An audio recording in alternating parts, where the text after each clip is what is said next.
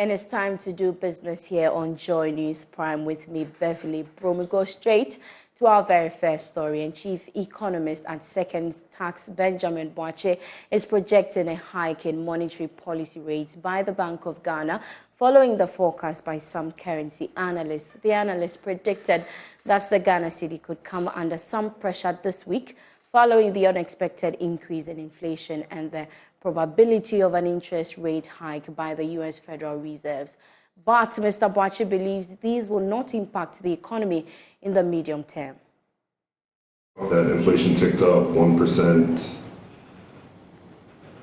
I don't believe it'll have too pronounced an impact on the currency in the medium term. But in the short term, I think we've seen that the cedi lost a little bit of ground last week. So it's probably priced in at this point. Inflation remains very high at 42.2%. And what's particularly worrying about that is that the uptick was driven by food inflation and housing inflation. And, the impact of this kind of inflation will be quite pronounced because, people can't easily opt out of these expenses, food and housing. So I expect that it'll put the government, the economic management team, the government on alert. But I wouldn't expect anything to be done simply because of one single data point. We'll still need to wait and see for more data to come in and to view the trend, which until this month was actually getting better, at least directionally.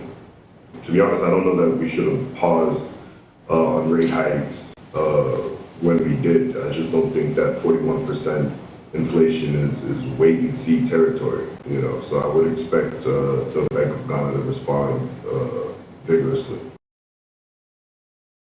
Now, economist and lecturer at the University of Ghana Business School, Professor Godfred Boakye, has reacted to claims that consistent downgrade of Ghana's economy by credit rating agencies have contributed to the country's current economic woes.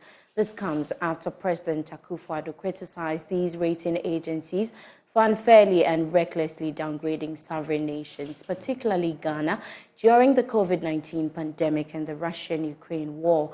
Meanwhile, speaking to Joy Business, Professor Boakye urged the government to get to work and improve on its indicators for macroeconomic stability. In this keynote address at the 30th Annual General Meeting of the African Export and Import Bank, President Akufo-Addo said the ratings from these agencies are not in the best interest of developing countries like Ghana. He said such ratings put undue pressure on African economies. And I can comfortably and convincingly say this. As the AU champion for African financial institutions and leader of a country which recently had to deal with one of the most difficult periods in its post-independent history. Difficulties which were exacerbated by the reckless behavior of rating agencies that engaged.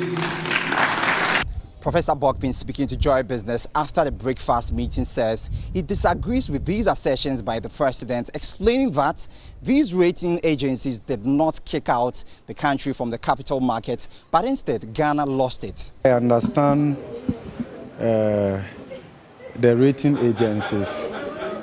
In the last 1.5 years, Ghana has suffered a number of downgrades. So to that extent, we say that yes, the president is spot on, that we have been downgraded quite seriously. But I do not agree with the president that they have been reckless with their rating, because the methodology that they use is available for everyone to see. And if you use the same methodology or even you vary it, you will still come to the conclusion that the ratings have been largely fair.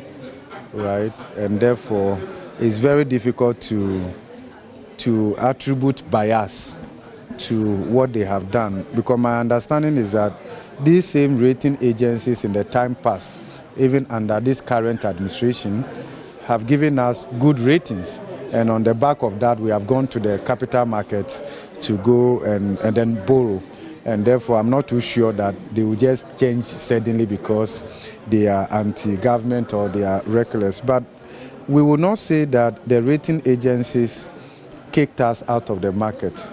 The right way to put it is that Ghana lost market access.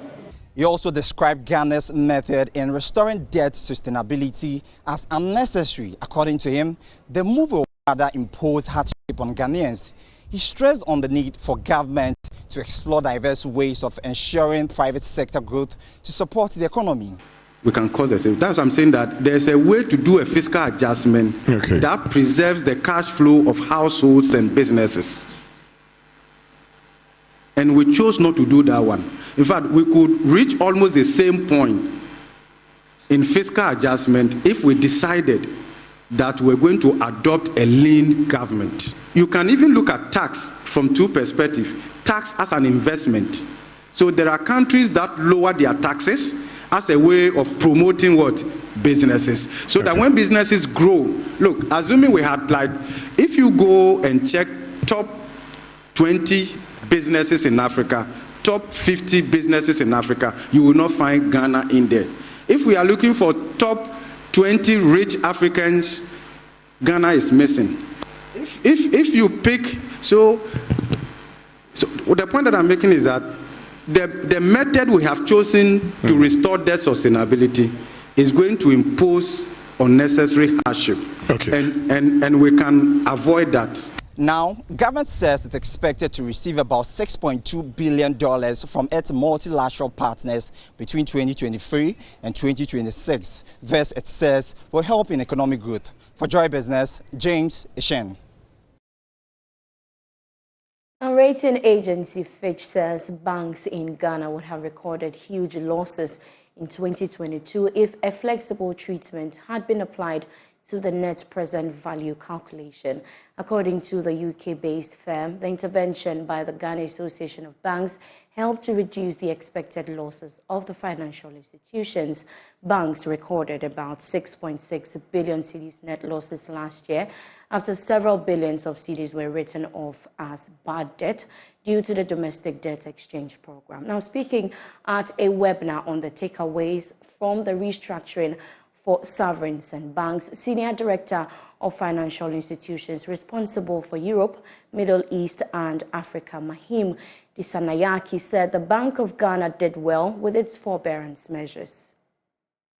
The extent to losses would have been much greater if there was a flexible treatment applied to the use of the discount rate when they calculated the NPV losses. So the Ghana accounting kind of bodies decided on a discount rate of around 60 to 20%, and that reduced the NPV losses.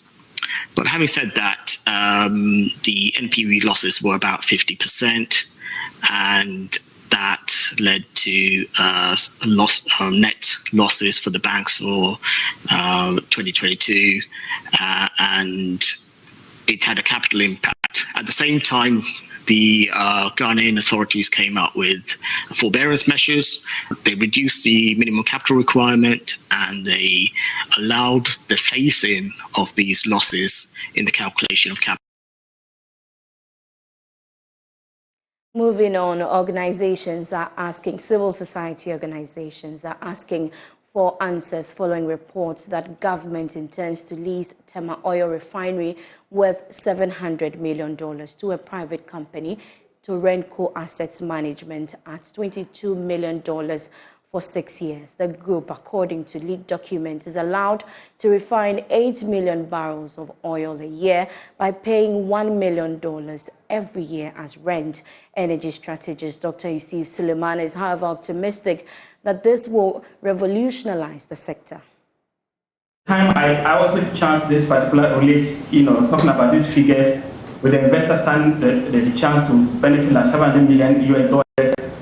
On the surface or superficially, that I wouldn't have any problem as long as the refinery is going to run efficiently, and there'll be value for that. It's better than the refinery lying down. However, if a deal of such nature, of that mammoth nature, in terms of quantum and in terms of the stakes that are involved, and we don't hear anything, from the context of the government, the stakeholders that are involved, that is worrying, and that brings a lot of uncertainties and transparency issues. So yes, like I mentioned, you're right there.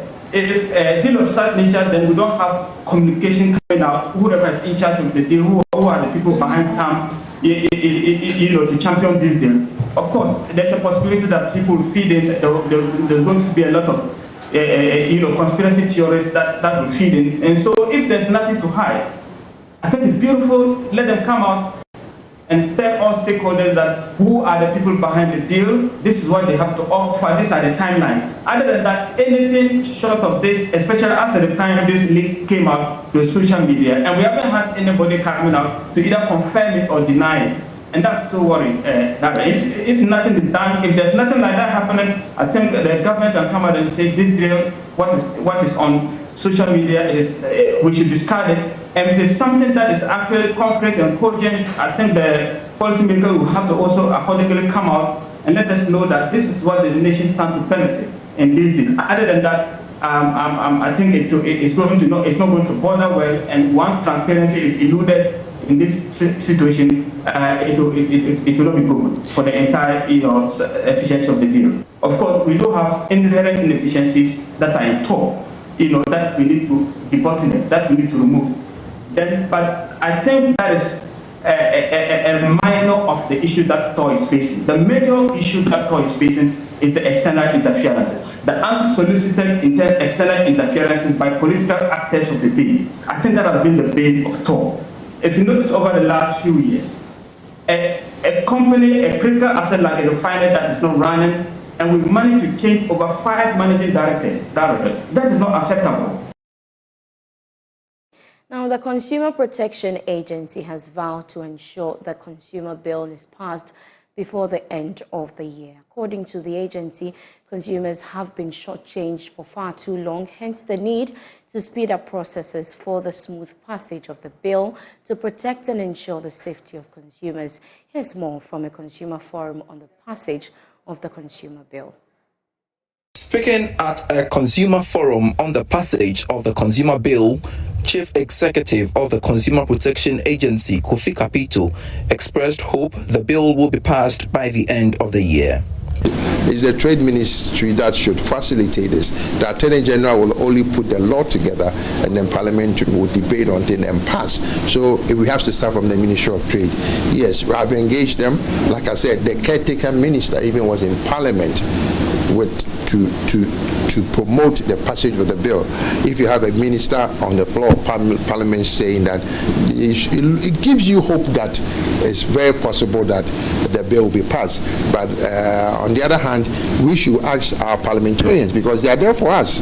If the law is good for us, we should ask them how come they are not pushing for the bill to pass. So basically, hopefully before the end of the year.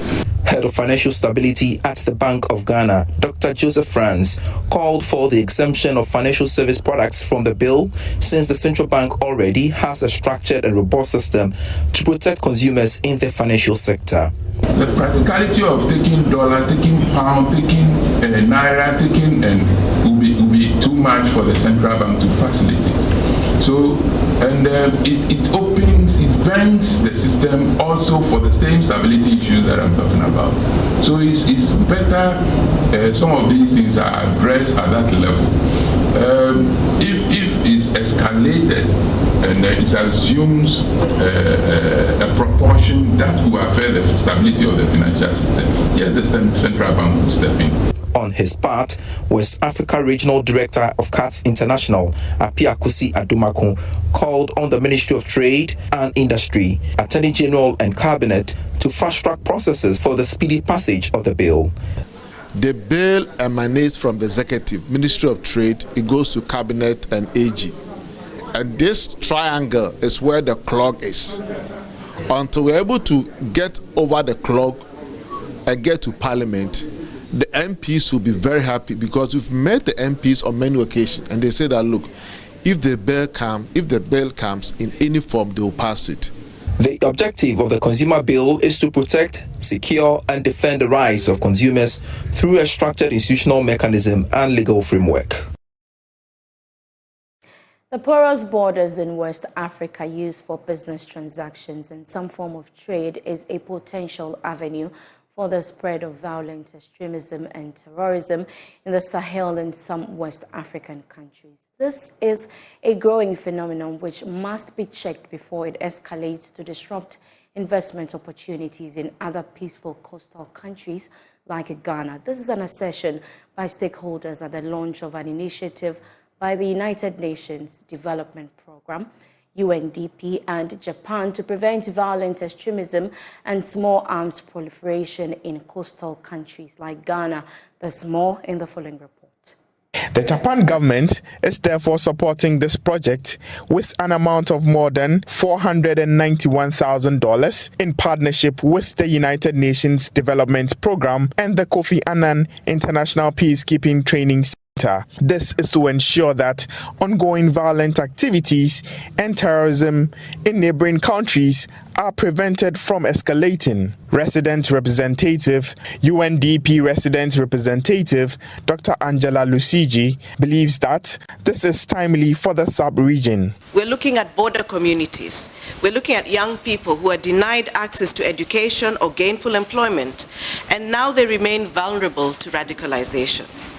So in the absence of an integrated and robust response, we see that there's a pending humanitarian crisis in the sub-region. And we can also see from the border with Burkina Faso that there's already a rise in internally displaced persons and persons of concerns moving to coastal states to escape the impacts of violent extremism and terrorist activities. Your Excellency, distinguished guests, ladies and gentlemen, it is therefore timely that UNDP and the government of Japan, through the Kofi Annan International Peacekeeping Center, are supporting efforts through this project to prevent further escalation of violent extremism activities and the uncontrolled proliferation of arms in our countries. Commandant of the Kofi Annan International Peacekeeping Training Center, Major General Richard Adojan, hinted that the porous nature of borders in the region is among many factors aiding the spread of terrorist activities. The region's violent conflicts are contagious. One reason for this is that national borders are porous and largely unguarded. Instead, they are crisscrossed entirely by enterprising merchants and cattle herders, together with their sinister extremist and criminal networks, trafficking in toxic ideologies, drugs, and weapons. Insurgencies in one country can and often spread across borders. And as was the case when conflict spread from northern to central Mali and into the north and eastern Burkina Faso and southwestern Niger. The project is very vital as it seeks to improve knowledge and information sharing among security personnel and civil society actors with the aim of achieving stability in the Sahel and coastal region. The managing director of Zenith Bank has stated that Ghana's banking system holds a lot of opportunities post the COVID-19 challenges to drive development. He's of the view that even though the COVID-19 pandemic created challenges for businesses, a strong banking sector provides an opportunity to accelerate the development agenda of the government as the country recovers through an International Monetary Fund program. He made the statement after the bank held a health walk exercise here in Accra. Walk exercise brought to staff of the bank in the Greater Accra region to the headquarters at Ridge. The exercise was also attended by some customers of Zenith Bank Ghana. Speaking to journalists after the walk, Mr. Omuzurogbo said the health walk provided an opportunity to some key stakeholders in the banking sector to deliberate on customers' needs post the COVID-19 pandemic. Zenith Bank, we don't toy with the health of our customers and our staff. And we felt a whole lot of things has happened. 2019 was the last time we had a health walk, and people have passed through a lot. We know what COVID brought into the global environment. And after that, the economic turmoil just came in. People are passing through so much stress. We believe that is a time for us to shake off those weights, for people to actually put off so much of those stress. And that's what we intended to achieve. And I'm very happy you can see the mammoth crowd everybody bought into it, everybody appreciated it, customers bought into it, our staff bought into it, our board bought into it, and even other banks. I saw 3 MDs of other banks. They bought into it and they were here. And of course, the Ghana Association of Banks CEO, they bought into it. And like he said, I'm looking at making it possibly something we can even make a routine going forward. They assure that the bank may in the future undertake similar exercises in other parts of the country to enhance the fitness and well-being of its staff and customers. No, Zenith Bank today, we are in 11 of the 16 regions. We have locations. And today, the Tema, Accra are all represented here. We have a huge number of branches and customers in Kumasi. We have a huge, virtually in all the regions where we are, we have a huge number of fellowship. And there is a clarion call for us to introduce this kind of exercise in those other regions. It's something that we look towards trying to see how we can be able to bring. Maybe we might 2-3 regions as one, depending on how is it. But it's something definitely that we will inculcate into our schedule as a bank going forward.